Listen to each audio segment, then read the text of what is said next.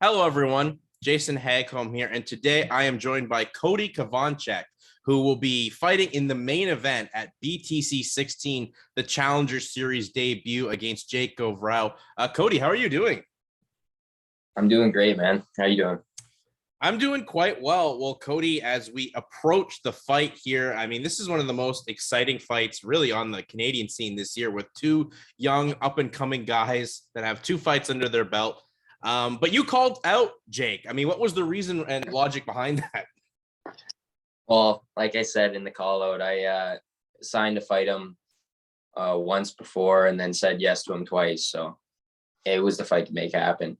It's perfect timing. Now we're both 2-0, and it's an exciting fight. We both have 100% finish rating between the two of us. So yeah, it's going to be a banger for sure. What have you seen from, I guess, Jake's last two fights that you have anything to take away from?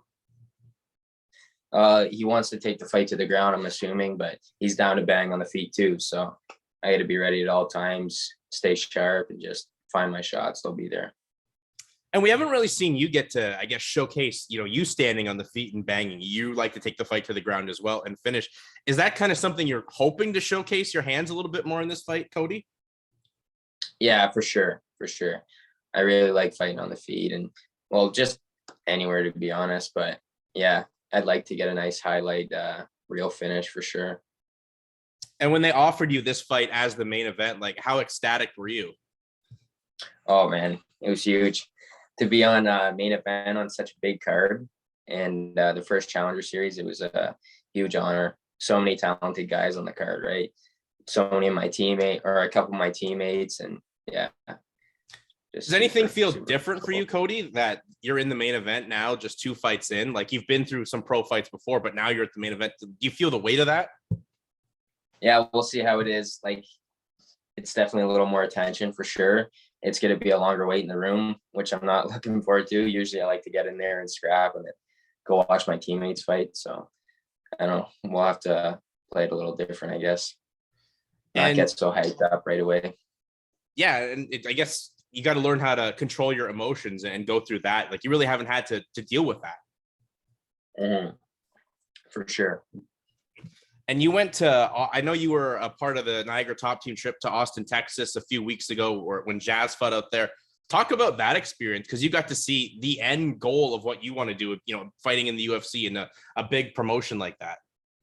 Yeah, that was a really cool trip. I feel like I really leveled up as a fighter in that trip, and the whole team leveled up. It was super cool to be there and go to the UFC hotel and go see Jazz before the fight and see all these UFC stars in the hotel. Like I seen Kevin Holland in the lobby. I seen Giga Jakazi and a couple other big names in the lobby, which was pretty surreal. It doesn't seem that far away, it seems pretty attainable if you just put in the hard work and you just keep grinding and yeah, just keep at it. Trust the process. What kind of got you, I guess, to level up, as you said, not only yourself felt leveled up after that trip, but the entire Niagara top team? Like what got into the juices of the team after that trip? Well, just being there with Jazz and seeing that was my first UFC event too, right? So that was special. And then we trained at the B team in Henzo Gracie and was getting taught by Gary Tonin. So that was pretty cool.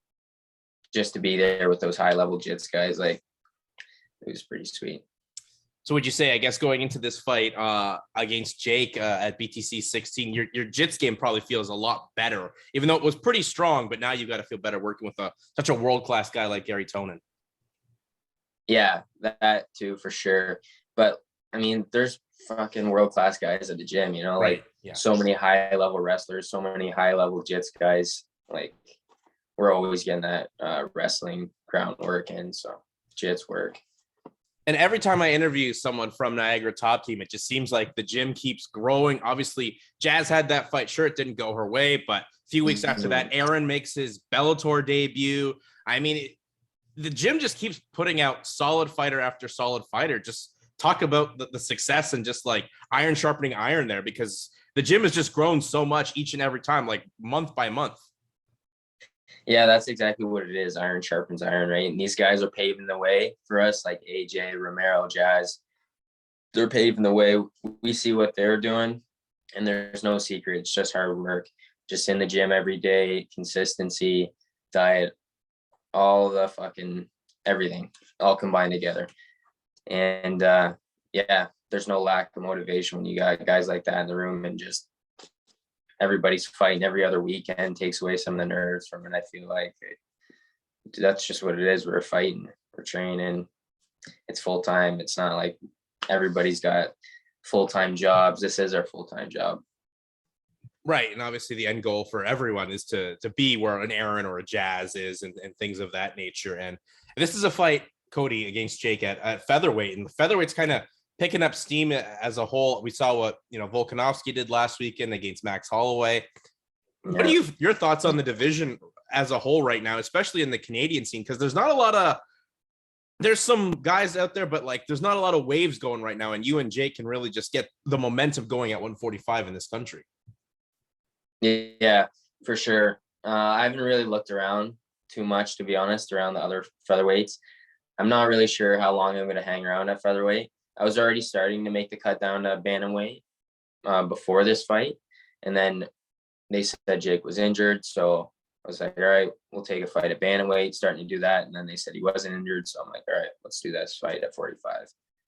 And, but yeah, we'll see how it goes. So if I want to go to bantamweight or whatever, but yeah, I was going to say, so potentially this could be your last fight at 145 going forward. Then we could see you as a 135 or for the foreseeable future. Yeah, probably. Yeah. I mean, there's definitely more options out there. It seems like the regional scene in Canada has tons of fish in the sea at 135. Yeah, exactly. There's tons of opportunity, tons of good fights out there, tons of exciting fights that get me excited. So, yeah. Now, Cody, are you going to have a big crew out there to support you? Because obviously, I know Niagara Top Team always comes stacked, and I know Jake's going to bring a big group of friends and family down from Ottawa. There are going to be a lot of people from Petrolia supporting you. I hope so. I mean, it's dead summer, so everybody's got stuff going on. I've sold a decent amount of tickets, not as many as I have in the past, but there'll still be a lot of support there. I still got buddies coming up from Sarnia, Petrolia, all over the place. So it's going to be sweet. Well, Cody, I definitely can't wait to see this fight come Saturday against Jake Geauvreau. And it's just so rare that you get two guys in your spot right now, as you said, both 2-0, both finishes, that actually want to fight each other at this stage and not wait. So I can't wait for it. And before I let you go, Cody, plug yourself out there on social media and anything else you want to plug. Yeah, so my fighter IGs, Cody Chovancek, Cody_Chovancek. And then if you guys are into fishing, my fishing Instagram is Best Fisherman in MMA. We'll definitely make sure we plug that out there, Cody. I know you're big into fishing, so we'll definitely make sure we get that out there. Yeah. Well, Cody, thank you for your time, and best of luck come Saturday against Jake Geauvreau. Should be a fantastic fight. Awesome. Thanks, brother. All right. Thank you very much, Cody. Take it easy, bro.